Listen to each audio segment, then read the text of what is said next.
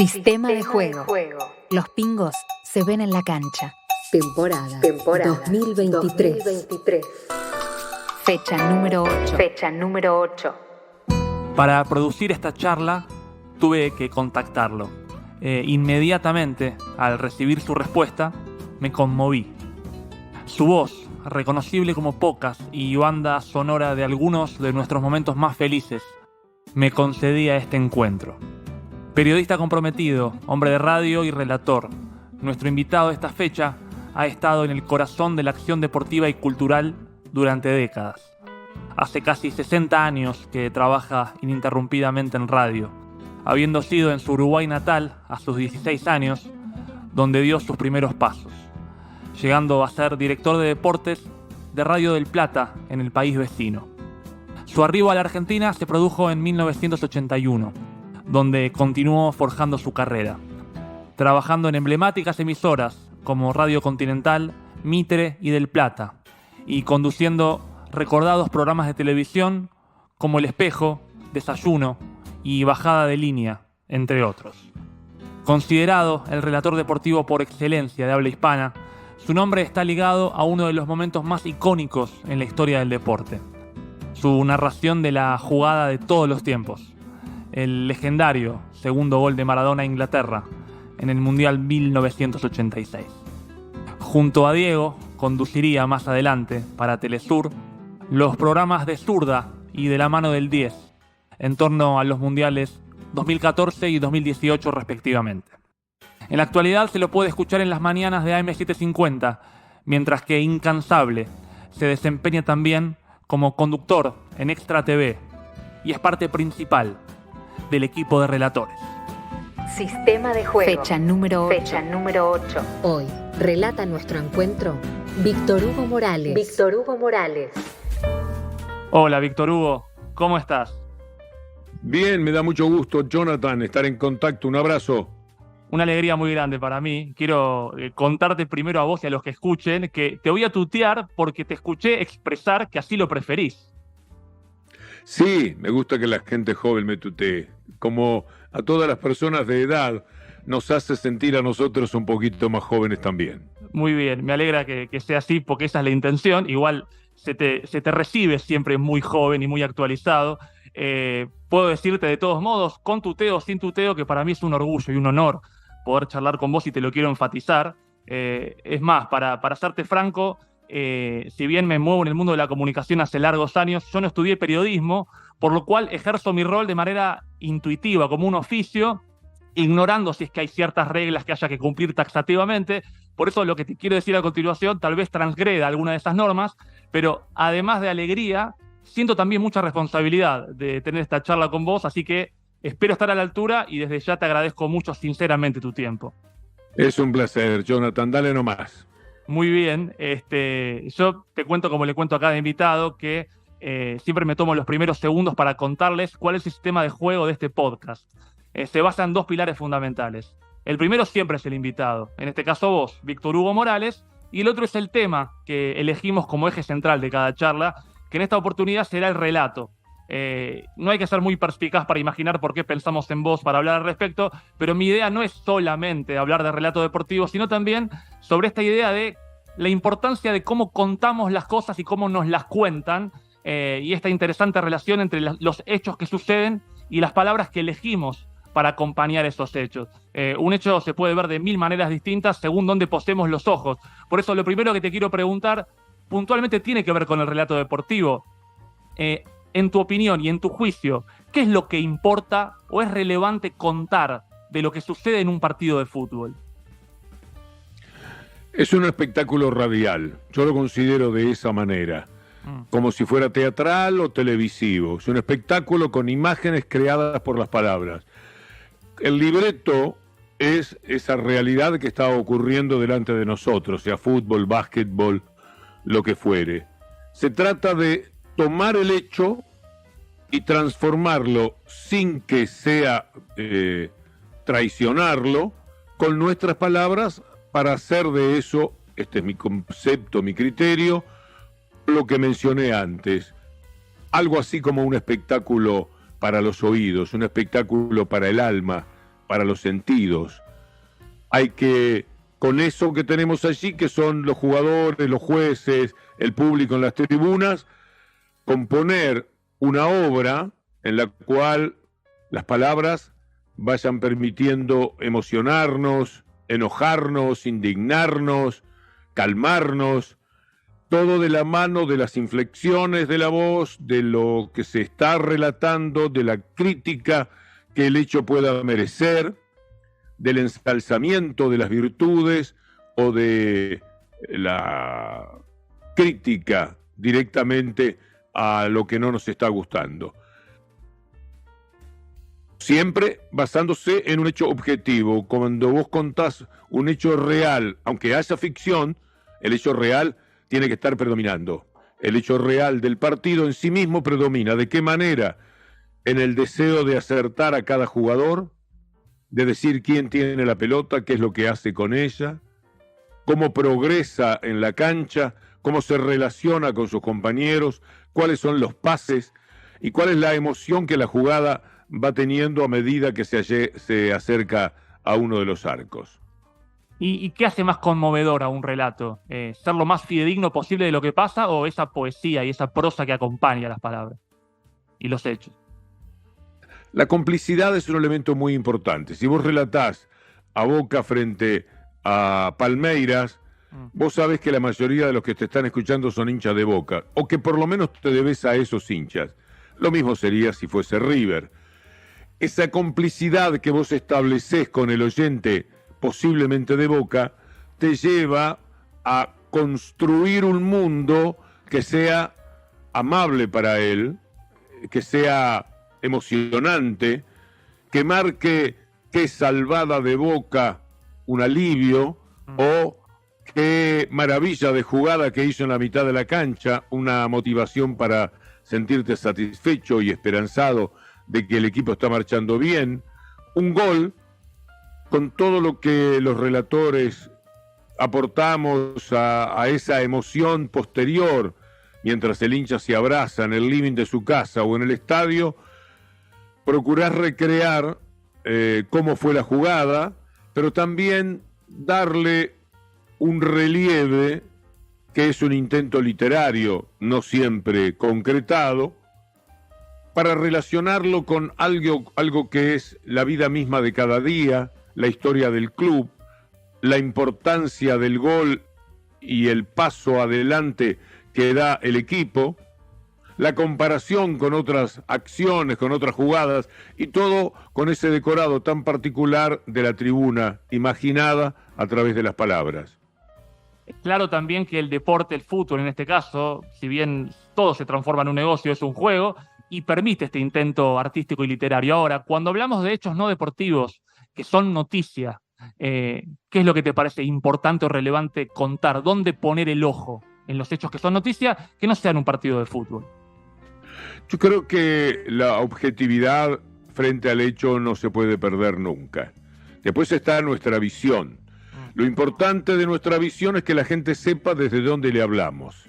Si yo ahora hablo de política, como no me gustan Milei y Bullrich, y aunque no me gusta demasiado Massa, entiendo que Massa es la mejor opción, la gente tiene que saber, darse cuenta en mi discurso que yo tengo esa orientación. Por lo tanto, tiene que ser cuidadosa con mis apreciaciones sobre Bullrich o Milei o Massa a partir de lo que sabe de antemano. Yo creo que es muy importante el sinceramiento desde el lugar del que estamos haciendo nuestro comentario. Pero lo que no se puede perder es la objetividad. Yo no puedo decir que a Bullrich se le cayó un papel que no se cayó. Ahora, se le puede caer un papel en el que estaba leyendo su discurso y yo decir ese papel que le permitió decir lo que dijo, porque si no, no hubiera sido capaz, se le acaba de caer. Eso es otra cosa.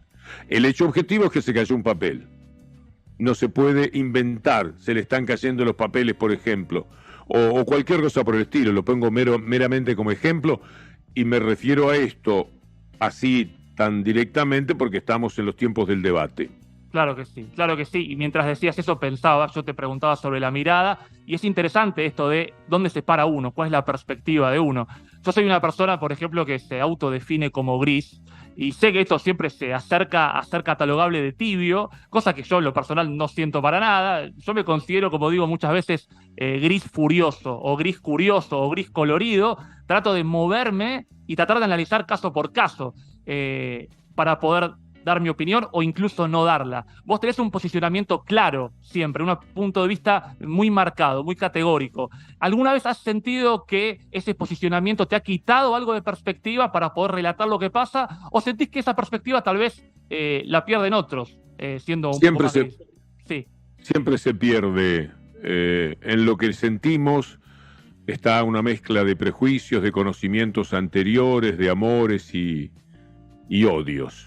La palabra odio no me gusta, ni me habitó nunca, creo. Pero algo parecido, fastidio que sentís por algún personaje. Sí, condiciona. Yo nunca he querido ser amigo de los futbolistas, por ejemplo. Si alguna vez prestás atención a mi relación con Maradona, al que amo profundamente, con el que trabajamos juntos en televisión, siempre nos tratamos de usted. Siempre hubo una distancia, porque finalmente yo no he tomado contacto con los jugadores. Tengo una excepción de alguien al que siento bastante como amigo, que es Juan Ramón Carrasco, porque se dieron las cosas de otra manera, y además lo aclaro. Entonces, esto me evita lo que me pasó con Carrasco, claro, que un día erró un gol en la puerta del arco, y yo creí que la pelota le había picado mal, y que por eso fallaba. Ahora le picó mal, como alguien me dijo, mirá que no le picó nada mal, ¿eh? Vos lo viste de esa manera. Claro. Algo te condiciona por nacionalidad, por amistad, por afecto en lo que estás diciendo. O sea que hay que luchar también contra eso, contra los prejuicios. Un equipo de fútbol dirigido o presidido por alguien que no te gusta para nada te puede provocar el deseo de que no le vaya bien, porque si le va bien al personaje que detestás. Claro. Al personaje que políticamente, o por política deportiva, o por política general, a vos no te cae bien. Entonces tenés que cercar ese prejuicio o ese análisis previo que tenés para procurar lo que llamaríamos un rasgo más profundo de honestidad en lo que decís. Aunque por lo general se sabe desde donde yo hablo, cómo pienso, porque está explicitado muchas veces. Y a diferencia tuya, que soy muy joven, hace mucho tiempo que digo en líneas generales las mismas cosas, las mismas pasiones, la observación de un mundo de determinada manera, del fútbol mismo, etc. Pero de todas maneras siempre se paga un precio. Lo ideal es no tener contacto. Yo en la política no tengo amigos. Tengo gente que me interesa más que otra, que me genera sentimientos más positivos que otra, pero no tengo una relación. No habrá nunca un jugador de fútbol que me pueda reprochar, o un político, usted me pidió, me rogó un reportaje, me adornó la píldora y después viene a hacerme esa crítica. No le debo nada a nadie, de la política o del fútbol. No le debo ni siquiera un reportaje.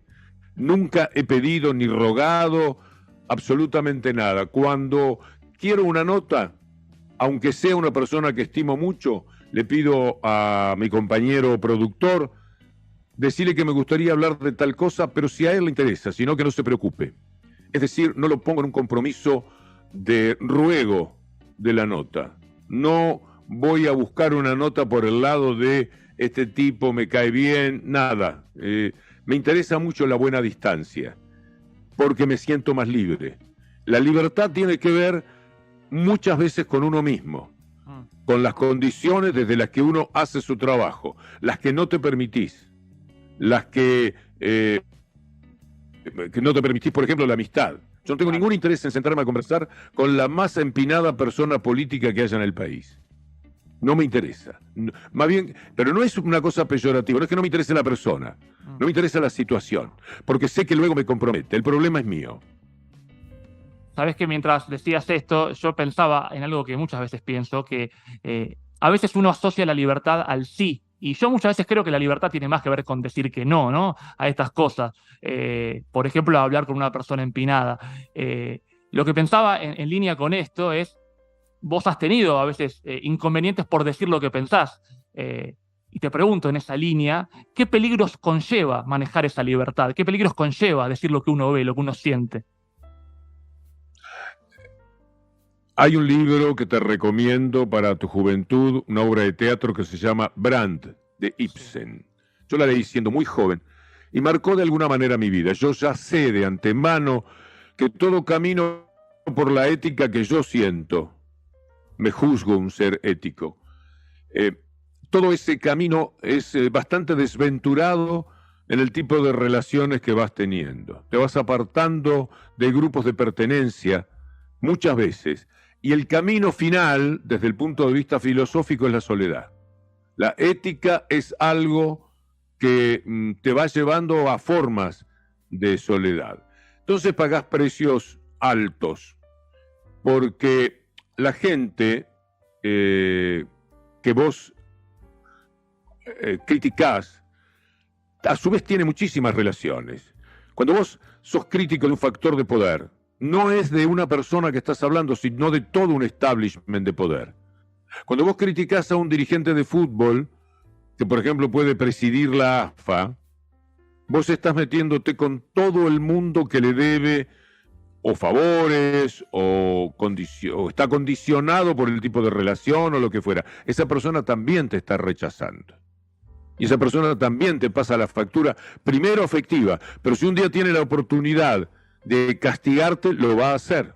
Claro. Si vos criticás a los empresarios, porque son personas que hambrean a la gente a través de tener enormes cantidades de dinero permanentemente en la búsqueda que hacen y nada les satisface, no hay empresario que no se molesta. Así vos digas, esto no va para todos los empresarios, sino para el que corresponda. Si vos hablás de los jueces de fútbol en general, diciendo son acomodaticios, se recuestan a la condición de la hinchada local, etcétera, vos estás ganándote una cierta antipatía de los jueces de fútbol. Cuando querés acordar, vos has conseguido tantos enemigos como no te podés imaginar. Vos criticaste a 10 o 12 personas, pero en realidad era 10 o 12 burbujas de pertenencia de cada una de esas personas.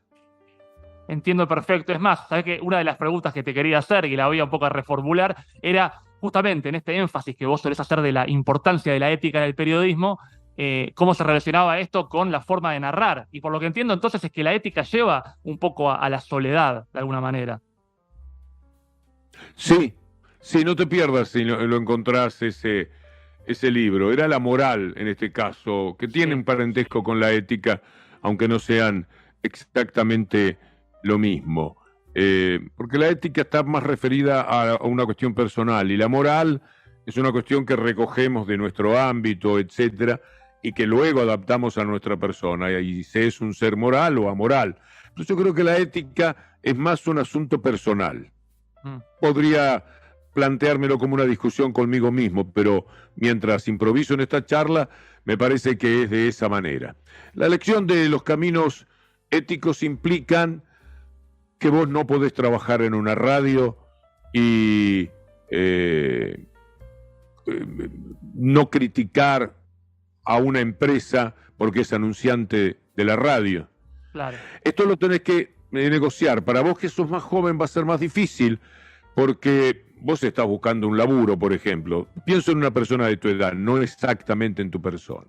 Sí. Y cuando vas a trabajar no podés fijar condiciones. Yo sí puedo porque tengo muchos años y yo les aclaro, mire que si hay un paro yo voy por el lado del trabajador, mire que si hay una empresa que ha sido acusada de remarcar, lo voy a decir, si es un supermercado, lo voy a decir. Vos establecés, como tienen deseos de tenerte, en un principio siempre te dicen que sí, cuando quieren tenerte. A cierta altura de la vida las cosas van siendo de esa manera. Pero luego siempre hay un quiebre en la voluntad que el empresario o el que te contrata tenía. Y ahí tenés que estar muy fuerte para defenderte y decirle, yo le dije antes tal y tal cosa. De todas maneras, hay una negociación. Las empresas pertenecen a personas comprometidas desde lo económico, desde lo político, desde lo social. Y es indudable que vos eso lo tenés en tu mecanismo. Entonces tenés que minimizar al límite posible esa relación para poder de alguna manera convivir, para poderte saludar con el dueño del ámbito de trabajo en el que desenvolvés tu tarea. Es complejo, pero siempre es una lucha con uno mismo, siempre es una lucha en la que la frontalidad, una cierta decisión y también capacidad para afrontar la consecuencia de perderlo todo. Para vos ganar libertad, tenés que no permitirte el tanto miedo a perder un trabajo, a perder un programa. Tenés que estar dispuesto a que eso te suceda. Esto también es más fácil decir cuando tenés una vida más hecha. Yo más o menos lo había conseguido a los 30 y pico de años. Claro. Cuando trabajé a los 20 años, yo no fijaba ninguna condición, estaba contento de que me dijeran trabaja de 2 a 8 en la redacción de un diario, por ejemplo, o en una radio. Pero en su momento uno va ganando pequeños lugares, si tenés cierta capacidad, por supuesto. Eso te iba a consultar. Yo tengo actualmente 40 años y eso un poco te iba a requerir, que es, ¿qué le sugerirías a alguien? Vos decís que a los 30 y pico ya pudiste establecer ciertas condiciones. A alguien que a esa edad no puede hacerlo, ¿qué le sugerís, digamos? ¿Manejarse por sus convicciones o ir adaptándolas a medida que va avanzando en la carrera? Yo creo, Jonathan, que siempre tenés chance de acercarte a lo que querés, a lo que pensás y a lo que sentís. No es fácil, pero si vos trabajás en el Grupo Clarín, por ejemplo, que es un lugar de mafia pura, se respira un aire mafioso porque todo el tiempo vos tenés que pensar en hacerle daños a algunos y en conseguir beneficios para el ámbito en el que vos te movés. Se trata de mentir, se trata de colaborar con el famoso lawfare, se trata de promover que esa empresa periodística se haga dueña de lo que nunca debió ser dueña, del fútbol, de Telecom, de lo que sea. Entonces vos me decís, ¿y entonces qué hago? ¿No trabajo ahí? Sí, por supuesto que sí. ¿Cómo empieza tu trabajo? Si no te mandan a hacer el editorial del domingo, al principio, te piden que vayas a cubrir una nota, un partido de fútbol. En lo que vos escribas, vos sos el dueño de eso. De lo que cedes sabiendo lo que le gustaría más que digas al diario o negociando mínimamente con eso que quiere el diario. El diario quiere una nota emocionante. Bueno, la emoción se la damos. Quiere que vos digas que Boca juega mal porque quieren que Riquelme no sea más el presidente de Boca. No recorres ese camino. Claro. Hablas estrictamente de fútbol. Difícil que te llamen la atención para decirte directamente vos tenés que hablar mal de Riquelme. Lo que sucede es que vos sabés que todo Clarín y las empresas periodísticas del deporte quieren que vuelva Macri a Boca a través de un tipo que se llama Ibarra. Entonces hay que pegarle a Riquelme, por lo que sea, acusar falsamente a su hermano, decir que Boca es un desastre, que Boca se equivocó en esto y en lo otro. Te lo pongo de ejemplo muy directo, porque si no, no se entiende. Entonces vos sos el joven periodista al que mandaron a la cancha de Boca, o sos el joven periodista al que mandaron a cubrir un acto de la CGT. Sabés lo que quiere la empresa y sabés que vos no podés mentir. Bueno, en principio vos no mentís, te sentís tranquilo con vos mismo y entregás la nota. Así progresás. Después el lucimiento no tiene que venir por el lado de la complicidad con el diario, tiene que venir por el lado de tu talento, cómo vos escribís. Un editor, siempre hay alguno que ama la profesión y dice, qué bien escribe este pibe, vamos a empezar a mandarlo a tal lado. Y así vas recorriendo caminos que te pueden llevar a un lugar preferencial. seguramente en el camino vas a tener que abrirte para otro lado, porque hay un momento en el que ya no podés negociar lo que vos querés con lo que pretende el diario. Claro, hay que estar ahí como un poco infiltrando lo que uno quiere decir, adaptándolo un poco a lo que se espera de uno, sin nunca llegar a mentir por eso. Está claro. Sí, yo perdón. Te cuento, no, perdón, porque me puse ansioso para que no se me escape una idea, sucede a esta edad. Yo trabajé siempre para empresas de derecha. Es decir, todo el dinero que gané en mi vida como laburante fue con empresas de derecha. Cuando trabajé para empresas más bien de izquierda, no gané nada. Los de la izquierda te condicionan mucho porque vos hay una cosa de pertenencia. Con la derecha vos negociás de otra manera. Y sin embargo, siempre mantuve márgenes, no siempre. A partir del momento en que fui creciendo, a mí me ayudó mucho, yo tuve mucha suerte en mi condición de relator. Al ser un buen relator, apetecido por la radio, cuando yo hacía algo, se tornaba más tolerable, porque Claro. yo les interesaba mucho en determinado momento. Esa facilidad yo pude haberla vendido o aprovechado, y francamente la aproveché. Qué bien, qué bien. Vino bien la interrupción, porque está buena esa idea de derechas, de izquierdas, que a veces tendemos a englobar todo en esos lugares y hay siempre matices. Tal vez lo digo yo por esta fijación con mi lugar gris, pero de cómo de todos lados uno puede sacar algo que resulte útil sin uno corromperse en ese camino. Ahora, está claro que vos te has desarrollado en tu carrera y te has ido afilando en tu talento, en tu mirada. Antes lo mencionabas a Diego y es imposible, vos te lo imaginarás, que cuando aparece Diego y estás vos presente, no hacer mención a aquel mítico relato de aquel mítico gol de Diego a los ingleses, en el cual, entre tantas genialidades, hay dos que quiero observar puntualmente, que has dicho en aquel relato. Una era aquella de arranca por la derecha el genio del fútbol mundial, que si no recuerdo mal has dicho que fue la única vez que vos lo manifestaste, como si fuera el estribillo de un hit que hoy seguimos escuchando. Un momento sublime de ese tema que hoy escucho y me sigue emocionando, lo cual habla de un timing obsceno. Encontrar en el momento esa frase habla de una lucidez mayúscula y después, ya con la obra consumada, haber dicho la jugada de todos los tiempos, lo cual habla de una vigencia obscena, porque 37 años después sigue siendo la jugada de todos los tiempos. Lo que te quiero preguntar en ese sentido es, ¿cómo se afila la mirada para poder tener tanto timing y para que algo que sucede en el presente y que uno ve y relata tenga tanta vigencia tanto tiempo después? Es arriesgarte, nada más. He dicho miles de cosas que pasaron inadvertidas, que no tuvieron el mínimo brillo.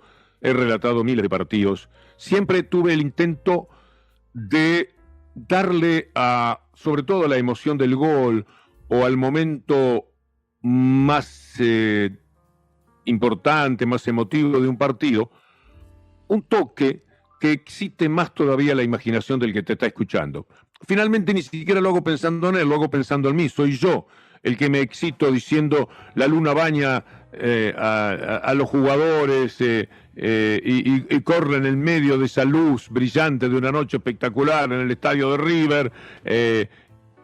Y es nada. Y sin embargo hay mucho. Yo creo que todo lo podés intentar al menos embellecer. Es una obligación que tenemos en esta profesión. En la vida todo puede ser un poco más bello, todo puede tener una mirada un poquito más profunda, más afinada. Es un esfuerzo que hay que hacer, es una cuestión de forzar el intelecto. Cuando yo relato, sé que mi mente está trabajando con la mayor potencia que tengo. Es decir, normalmente y esto es interesante, lo que he leído al respecto, trabajamos con una parte de nuestra capacidad mental. Somos como haraganes en ese sentido. Entonces, en el relato hay una concentración que hace que el trabajo mental sea más fuerte, al menos en mi caso. Claro. Hay funcionamientos de la mente. Si vos la entrenás para exigirla, va bien. Si vos lees, recordás fechas, te preocupás de profundizar la lectura, te va a quedar mucho más que si vos no lees absolutamente nada.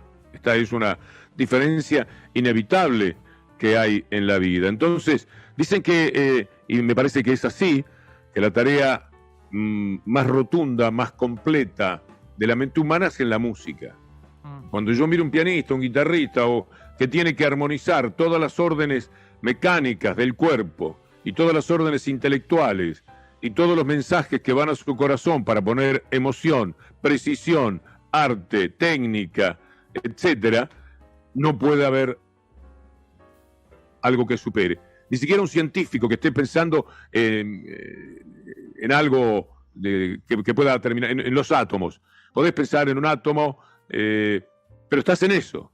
En cambio, en la música yo creo que se atienden muchas cosas al mismo tiempo. Siempre que nunca puedo dejar de ver, yo voy mucho a los lugares de música, nunca puedo dejar de ver un pianista y decir, qué bárbaro, ¿cómo puede ser que le dé la orden a cada dedo, a todos los dedos al mismo tiempo, a los pies al mismo tiempo, a la postura de su cuerpo, a la inclinación de su cabeza, y después recordar las notas, tenerlas todas en su cabeza, y pasarla por la emoción que inexorablemente tiene que tener, y luego coordinar con la orquesta, si por ejemplo se trata de un concierto para piano y orquesta, coordinar con esos músicos que están envolviendo tu propia música y colar lo que uno... Yo no puedo creer que sean capaces de hacerlo. ¿Por qué? Porque mi mente no llega a comprender la dimensión que ellos adquieren en un trabajo que seguramente ahí sí ocupan toda la mente. Hablo de esto de ocupar la mente porque yo creo que vivimos en un mundo de mucha pereza. Y esa pereza luego se traslada a temas muy embromados, como por ejemplo la política. El perezoso en la política es alguien que se hace daño a sí mismo, pero nos hace daño a todos. Porque no piensa, porque es fácil de arrastrar, de llevarlo de las narinas con cualquier consigna, porque lo modelan, lo van perfilando los medios de comunicación. Y en la batalla cultural, los indiferentes son carne de cañón de esos medios que deliberadamente trabajan en alguna forma de orientar a la población como ellos quieren. Las víctimas son los que menos piensan, pero las víctimas finalmente son aquellos que nos preocupamos un poco más de pensar. Yo te invito a que leas a Noam Chomsky, las 10 formas de manipulación que existen en el periodismo. Y te vas a encontrar con algo muy formativo. ¿Para qué? Para no hacerlo dentro de lo posible, pero además para entender cuál es el lenguaje que utilizan, visual y escrito, los medios de comunicación para formar a la gente. Ante eso es el mecanismo de defensa pensar, cultivarse, conocer, y después está una capacidad ya un poco más mecánica de linkear los conocimientos de tal forma de relacionarlos como para sacar una idea. Aprovecho todo esto que decís para evitar justamente esa pereza de la que hablás. Yo te cuento, mi hermano Ariel es abogado, tiene más de 20 años de profesión y recuerdo que había una materia que él cursaba que espero, imagino, calculo, siga estando en la carrera, tal vez haya cambiado de nombre, que era Derechos Humanos y Garantías, y me llamaba la atención que en la materia cada clase le proponían un caso diferente, pero la consigna siempre era la misma, que era describa los hechos del caso. Y como te imaginarás, cada alumno describía algo distinto de ese caso. Si yo te plantease a la realidad argentina como un caso, ¿cómo describirías los hechos del caso? Imposible. Charlemos otro día más ampliamente. No, Muy bien. No, porque la exigencia de este tipo de reportajes es un recorrido más bien breve. No hay forma de presentar el caso. Bueno, podés decir una frase de consigna, un país en formación. Y esto es muy abarcativo, por estar en formación tiene sus miserias y también sus grandezas. Un país cercado por la derecha, y esto es bastante cierto. En este momento la derecha domina. Vos dirás, ¿por qué? ¿Porque va a ganar las elecciones? No lo precisa la derecha. La derecha domina a la sociedad sin necesidad de ganar elecciones. En este momento el poder real es el poder de los medios y de los empresarios y de los cerealeros. El poder político es tan poquita cosa, a veces crece, a veces es más poder político, pero nunca llega a ser ni el 20 ni el 25% del poder real. Es un país cercado por la derecha en un mundo que es un río de derecha que, haciendo curvas, algunos esquives de países, recorre el mundo estableciendo sus pautas. Dominante es la derecha en el mundo. Ese sería el caso de un país tomado por la derecha. El caso de un país que no se define por la soberanía. Y así podemos ponerle unos cuantos títulos, pero abarcar todo la respuesta en un solo caso implicaría que cada una de las cosas que dije nos pusiéramos a trabajar y a conversar durante horas juntos, porque yo no tengo una respuesta amplia, profunda de esto. Tengo que ir buscándola, como nos pasa en todas las cosas de la vida. Dije un país en formación porque se me ocurrió. Ahora tengo que demostrar que es un país en formación y empiezo a buscar en mí mismo y en las experiencias qué quise decir con un país en formación. Claro que sí. Me sucede a mí en lo personal que cuando me imagino a un montón de personas respondiendo la pregunta, gente más formada, gente menos formada, gente con más pereza, gente con menos pereza, me imagino como que cada uno elige poner el ojo donde le nace, ¿no? En función de las vivencias que viene desarrollando, y por eso me interesaba. Sí. Tanto es así que hay una gran cantidad de periodistas que eligen no saber.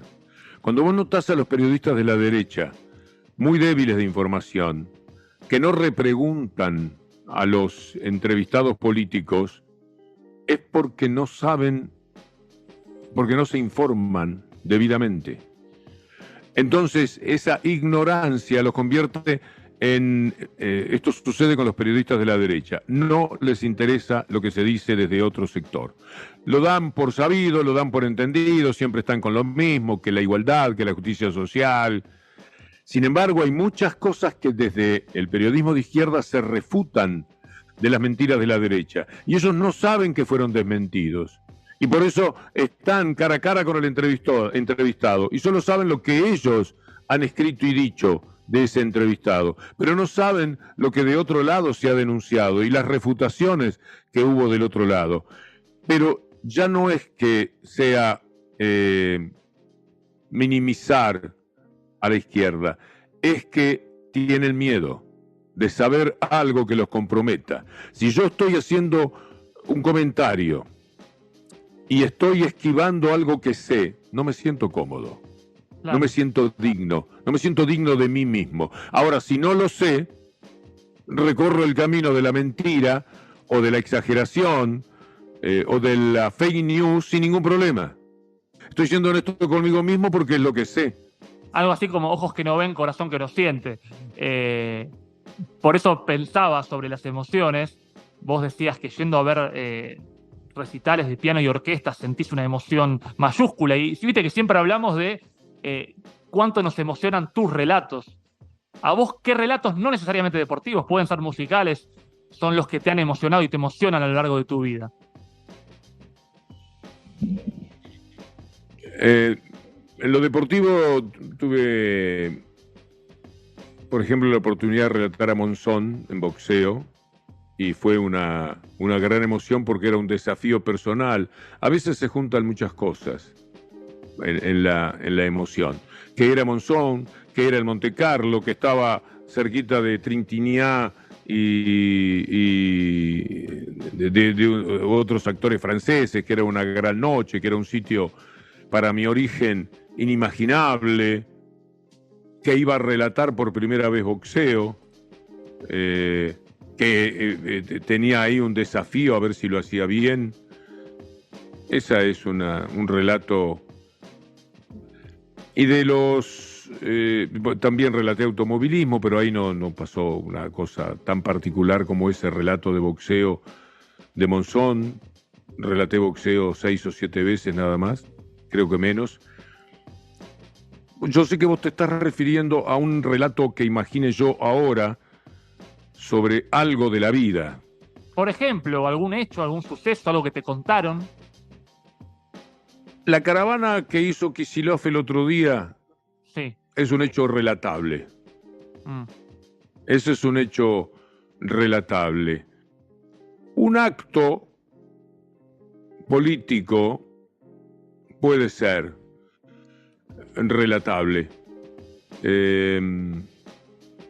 Un concierto puede ser relatable, pero no se me ocurre en términos de relato. No, yo lo pensaba también, tanto hacemos referencia a tus relatos y a la emoción que sentimos, digo, ¿qué recibiste vos como oyente o como espectador? Un relato ajeno que hayas dicho, esto me emociona tanto como otros dicen que los emocionó mi relato. Hay Caffarelli relatando boxeo, Fioravanti con Ulises Barrera, Cacho Fontana y Leopoldo Costa haciendo las transmisiones de boxeo en radio, que creo que fue la joya radial más preciosa que yo haya escuchado, por lo menos así la recuerdo. Algunos goles de Solé en Uruguay, Sí. de Muñoz en la Argentina, un relato de un brasileño el otro día, como homenaje a Fiori Gigliotti, que era un gran relator brasileño. Una vez le escuché un gol, y antes del gol, por algún motivo, el partido era muy emocionante y dijo, aguanta, Corazao. Y me quedó la frase para siempre. El otro día, después de 1000 años que ni la recordaba, la dije en el partido cuando a Boca lo tenían muy apremiado los de Palmeiras, aguanta, corazón, porque me imaginé que eso estaba sintiendo el hincha, ya no podía más. Cuando vos te están peloteando, la pelota pasa por todos lados, al lado del arco, o el arquero se manda permanentes atajadas muy buenas, vos decís, aguanto, me estoy muriendo con esto. Claro. Por ahí podría ir. Conectando tal vez con lo que está sintiendo el otro. Lo último que te quiero preguntar, ya casi cerrando la charla y agradeciéndote muchísimo este tiempo, es justamente eso. Está el sentimiento del otro, del que escucha. Ahora, relatando en tu tarea, ¿en qué proporción se relata lo que se ve y en qué proporción lo que se siente? No, lo que se ve tiene primacía. Sin lo que se ve no hay relato, no hay emoción, no hay nada. La emoción fluye, luego se va, te quedás con el hecho nada más, no se te ocurre ninguna frase, ninguna palabra especial, y vas con que la pelota va de Marzolini al Beto Alonso, estás en eso. Pero de pronto alguien pisa la pelota y un rival pasa de largo, y esto es muy artístico. Y entonces podés decir, qué sé yo, con la capa del torero lo hizo seguir de largo y se quedó parado en la pelota. Ya es algo. Claro. Esa es la parte de emoción que podés encontrar. Todo vos lo podés convertir en emoción. Lo que pasa es que si abusás a cada cosa no estás relatando. Como Claro. tenés que estar con el hecho objetivo, de vez en cuando te podés permitir la digresión de ir sobre el lado pintoresco, emocional, y abandonar por un instante lo meramente descriptivo. Claro. Y saliendo de lo que es el relato deportivo y conectando un poco con lo que hablábamos del presente, del país, de la historia, ¿cuál te parece el papel del relato? Insisto, no relato deportivo, sino esto de narrar la historia. ¿Cuál te parece el papel del relato en la importancia de la preservación de la historia cultural de un país, por ejemplo?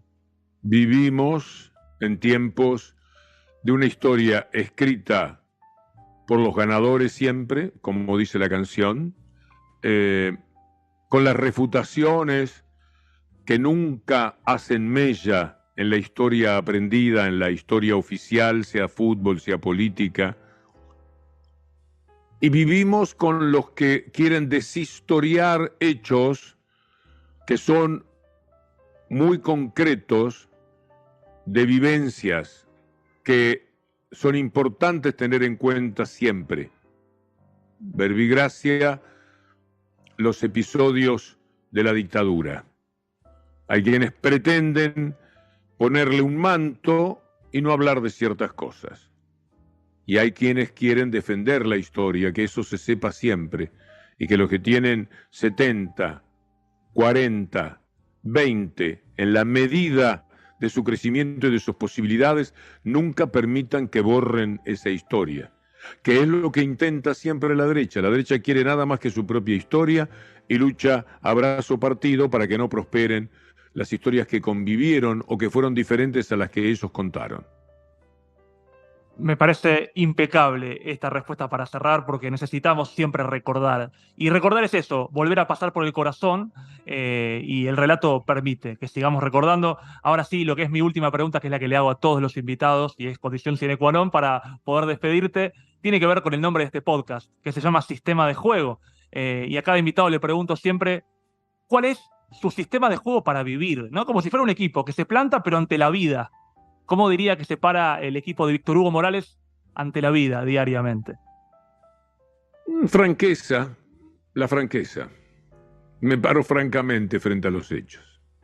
Es parte de mi personalidad. Si no siento que yo mismo me estoy minimizando, estoy teniendo miedo de lo que mi franqueza me lleva a decir. Si no lo digo, he dejado de ser franco, he dejado de ser yo. Y francamente para mí fue un placer. Víctor Hugo, gracias sinceramente por este tiempo, ha sido un honor. Ok, Jonathan, un abrazo grande. Que estés muy bien. Sistema de Juego. Sistema de Juego. Temporada 2023. Entendemos al deporte. Entendemos al deporte en acción. Como filosofía en acción. Un gran amigo me dijo alguna vez que la utilización de música en el cine no lo convence, que siente que quieren inducirlo a pensar o a sentir determinada cosa. En esa misma línea, reflexiono. ¿Qué aporta que nos relaten un partido que estamos viendo o una situación que estamos viviendo? Víctor Hugo Morales, el hombre que con su voz hizo aún más hermoso el gol más hermoso de todos, sepulta mi interrogante, pero también me significa una invitación a pensar. Nuestro invitado me habló de la importancia del relato en la preservación de la historia. Vivimos en tiempos de una historia escrita siempre por los ganadores, me dijo Víctor Hugo. Y me agregó, hay quienes pretenden poner un manto sobre ciertos temas y no hablar de ellos. Y hay quienes quieren defender la historia. Definitivamente tiene que existir relato, pero no solo uno, para que podamos construir la escena menos incompleta posible.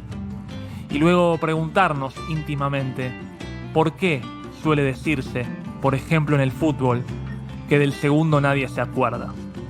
Tal vez sea por aquello de que la historia la escriben los que ganan, o tal vez porque quienes la leemos no ponemos especial interés en otra cosa. Sistema de Juego. Sistema de Juego. Con el apoyo de Fundación Itaú. Conduce Jonathan Indivo.